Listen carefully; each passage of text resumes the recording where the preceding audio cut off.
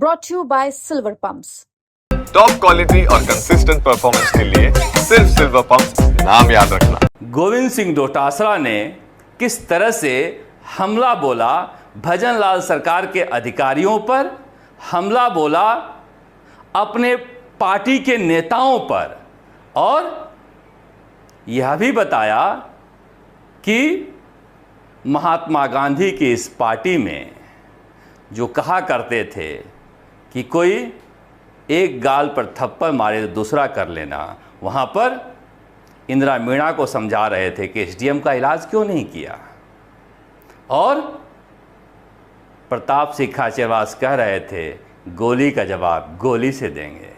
अब बताइए महात्मा गांधी का नाम लेकर पार्टी कैसे आगे बढ़ेगी जब महात्मा गांधी के विचार या फिर राहुल गांधी के मोहब्बत की दुकान खुलेगी ही नहीं। सुनिए क्या कह रहे हैं। पहले काम करते हैं वो हमारा परिवार है, और उस पार्टी के लिए जब पार्टी का महत्वपूर्ण कार्यक्रम हो और उसमें अगर पार्टी से बड़ा हमारा व्यक्तिगत ये कल का है, हो जाता है, ये कल का है। आज जब वो बोल रहे थे ना चाहते हैं वो भजनलाल सरकार के खिलाफ बोलने लगे तो फिर माहौल बदल जाए। तो क्या नहीं बोल रहा है कोई, कौन नहीं बोल रहा है, इस पर भी चर्चा करेंगे। साथ में यह भी कहा कि इंदिरा मीणा ने एसडीएम का ठीक से इलाज नहीं किया। वो क्या इलाज चाह रहे थे पता नहीं, पर आज के भाषण में जो भाषा थी कांग्रेस के नेताओं की वो कहीं से महात्मा गांधी, जवाहरलाल नेहरू या फिर सोनिया गांधी या राहुल गांधी वाले कांग्रेस की नहीं थी। आप कहेंगे कि बीजेपी वाले तो ऐसा करते हैं, आप हमें ऐसा क्यों कह रहे हो करने के लिए? तो मैं बता दूं, महात्मा गांधी कहा करते थे कि रोज़ प्रतिरोज़ के अपने प्रतिद्वंदी के व्यवहार से परेशान होकर अपना व्यवहार बदल लेने वाला कायर होता है। कांग्रेस का जो मूल मंत्र है उसी से आगे बढ़ोगे, अगर उसी के अनुसार अपना आचरण बदल लोगे तो फिर कायर कहे जाओगे। महात्मा गांधी ने यही समझाया था। पर इसके अलावा बहुत सारी बातें हुई। पता नहीं प्रताप सिंह खाचरवास ने आज आईफा को लेकर बहुत कुछ बोला, उनके निशाने पर दिया कुमारी थी। अब ये मैं देख रहा हूँ राजस्थान में जाट नेताओं का जाट नेताओं से झगड़ा है, राजपूत नेताओं का राजपूत नेताओं से झगड़ा है। ये जातिगत समर्थन करने वाले कार्यकर्ता तो एक तरह के होते हैं, मगर नेताओं के बीच झगड़ा बड़ा होता है। अब लौटते हैं, मैं क्यों कह रहा हूं कि गोविंद सिंह डोटासरा को कांग्रेस में सांस्कृतिक बदलाव लाना होगा। सांस्कृतिक बदलाव लाना होगा, और वो क्यों कह रहे हैं कि 15-20 हमारे जैसे बोलने वाले हो जाएं। अब बोलने वाला किस मसले पर? सबसे ज़्यादा देश भर में बोलने वालों में सचिन पायलट हैं, जो सुबह से शाम तक, रात तक मोदी सरकार के खिलाफ बोलते रहते हैं।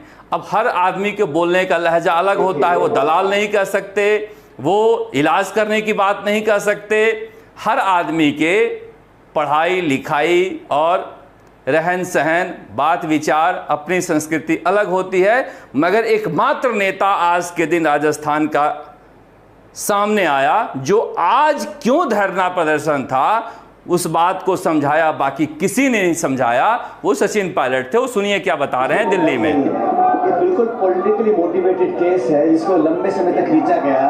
हम लोगों को न्यायपालिका में पूरा भरोसा है, we will fight it out legally. लेकिन आप समझिए, जिस एंटिटी में कोई ट्रांजैक्शन नहीं है, कोई लेन देन नहीं हुआ, 1 रुपये का कोई इसमें अदला बदली नहीं हुई है, और जानबूझ के पॉलिटिकली राहुल गांधी जी और सोनिया गांधी जी को टारगेट करने का काम किया है। ये पूर्णतः द्वेषपूर्ण भावना से कार्य किया गया है। लेकिन मैं जानता हूं कि देश के लोग समझ रहे हैं इस बात को कि अपने प्रतिद्वंदियों की आवाज दबाने के लिए अभी हम लोगों ने गुजरात में अधिवेशन किया था, पार्टी को जिंदा करने के लिए पूरी ताकत लगा रहे हैं, वो उनको नागवार गुजरा है। इसलिए केंद्र सरकार ने जानबूझ के बहुत ही विंडिक्टिव ये कदम उठाया है। इसको हम पॉलिटिकली टैकल करेंगे। लेकिन लीगली भी टैकल करेंगे, मुझे पूरा विश्वास है हमारी न्यायपालिका की ओर।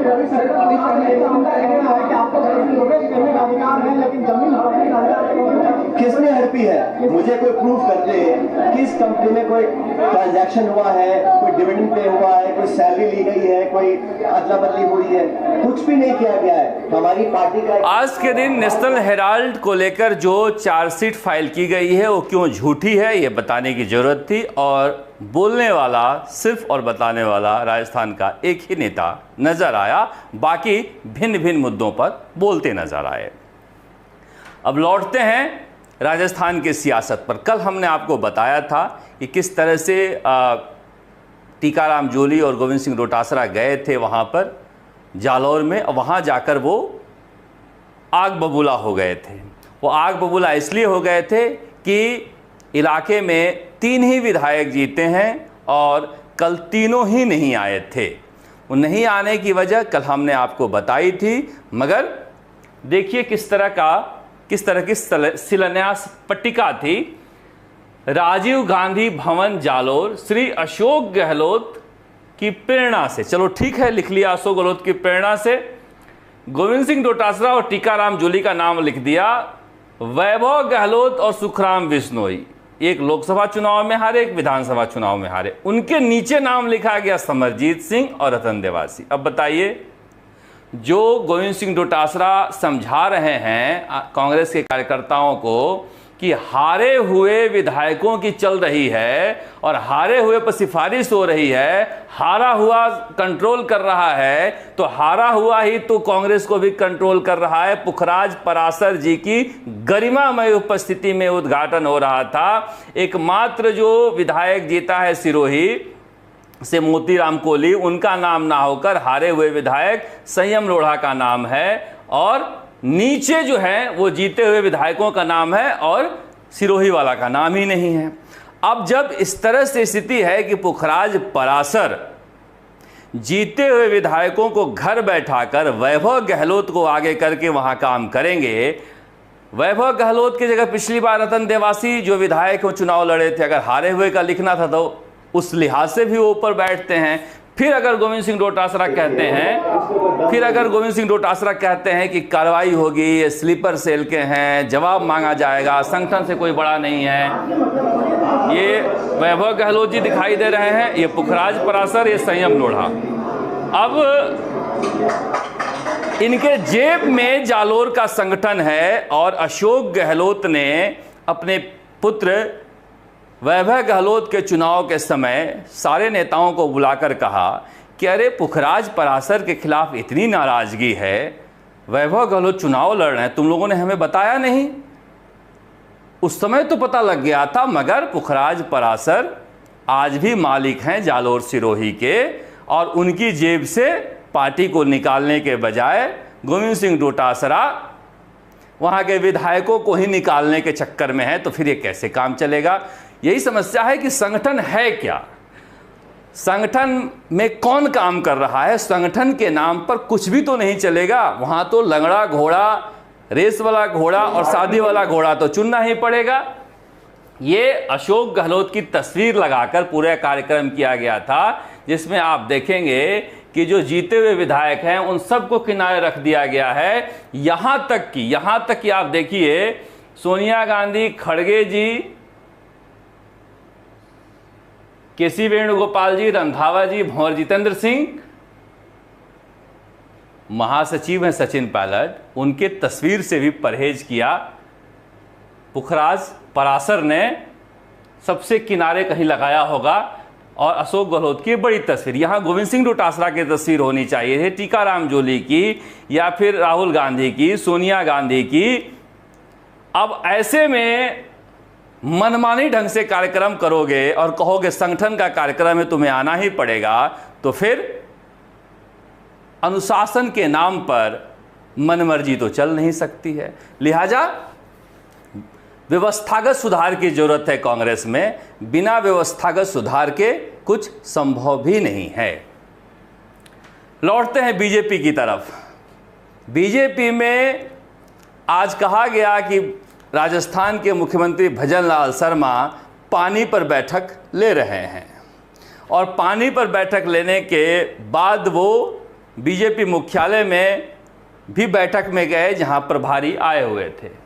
और ये बीजेपी के मुख्यालय का दृश्य है जहां पर इन्हीं नेताओं पर सबसे ज़्यादा प्रहार किया आज गोविंद सिंह डोटासरा ने। ये दृश्य है जहां पर बैठक थी, प्रभारी साहब आए हुए हैं, मगर इस बैठक के बाहर जो कुछ हुआ वो राजस्थान के मुख्यमंत्री भजन लाल शर्मा को देखना चाहिए। भजन लाल शर्मा के पास कुछ भी नहीं है सिवाय कि वो कार्यकर्ताओं के नेता हैं, और कार्यकर्ता भी अगर उनसे मिलने के लिए रो रहा है, चिल्ला रहा है, तो स्थिति बहुत खराब है। ये पार्टी की प्रॉब्लम है,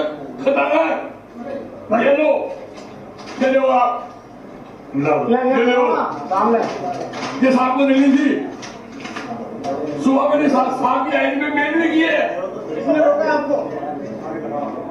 सारे दिन विधानसभा वार्ड नंबर 50 में मीडिया वाली ने कहीं नहीं बोला है क्या?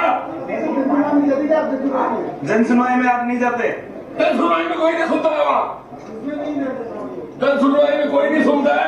5 एप्लीकेशन दे चुका जन सुनवाई में। और सागर विधानसभा में जब एक ही बटन हुआ करता था मैं 4 साल मंत्री रहा हूँ, 4 साल उपाध्यक्ष रहा हूँ। अब क्या करोगे? तो अभी आगे का क्या कुछ करने वाले हैं? देखिए अभी तो आपको ये छिपा जी हैं और ये सच से सामना करा रहे हैं राजस्थान के मुख्यमंत्री भजन लाल शर्मा और पूरी बीजेपी को कि मंडल अध्यक्ष किसी की नहीं सुनता, वहां पर जनसुनवाई में किसी की नहीं सुनता। आप समझिए कि सत्ता में आ जाने के बाद पार्टियों का संस्कार एक जैसा हो जाता है, जहां पर कार्यकर्ता अगर पानी के लिए प्रदेश मुख्यालय में आता है और अपने मुख्यमंत्री से मिलना चाहता है तो उसे धक्का देकर नहीं निकालना चाहिए, नहीं हटाना चाहिए। ये संदेश खराब जाता है। और पहले भी मैंने कहा है कि राजस्थान के मुख्यमंत्री भजन लाल शर्मा की सबसे बड़ी पूंजी उनका कार्यकर्ता होना है, और कार्यकर्ताओं के साथ उनका जो व्यवहार होगा वही उनके इमेज को ऊपर उठाएगा। वरना राजस्थान में वैसे भी सत्ता की अदला बदली होती रहती है और उसमें बड़ा योगदान होता है। किसी भी पार्टी का हो, उसके कार्यकर्ता नाराज हो जाते हैं तो फिर रोटी पलट जाती है। इस तरह के पुराने कार्यकर्ता किस तरह से नाराज नहीं हो, इस पर ज़्यादा गौर फरमाना होगा, वरना ये पब्लिक है, सब जानती है। सियासत यही बनाते हैं, यही बिगाड़ते हैं। जितनी भोली है उतनी सियासी रूप से चालाक भी है। आप देखते राजस्थान तक। नमस्कार। जयपुर से शरद कुमार।